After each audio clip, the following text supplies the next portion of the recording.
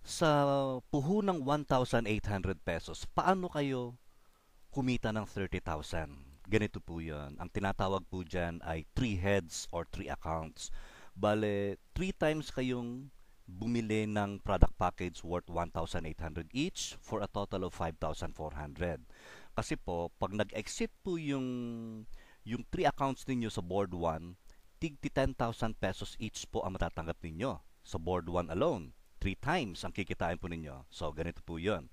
Kayo po yan, 1,800 po yan, yung nakikita nyo, you, 1,800.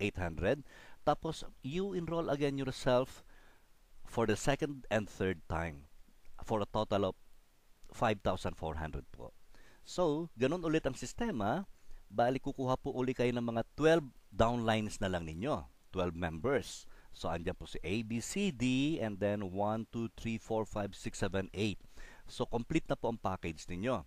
So, complete na yung board ninyo. Ngayon, e-exit na po yung number 1 head ninyo.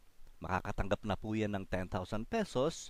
And then, pagka-exit nyo yan, mahati uli yung board ninyo. Bale, pupunuan po ninyo ng mga downlines yung head number 2 at saka head number 3 ninyo. So, pag nag-exit po yung head number 2, may 10,000 kayo. Pag nag-exit yung board 3, ay yung head number 3, meron ding 10,000 ulit. Kaya 30,000 po ang kikitain ninyo sa puhunang 5,400 pesos lang.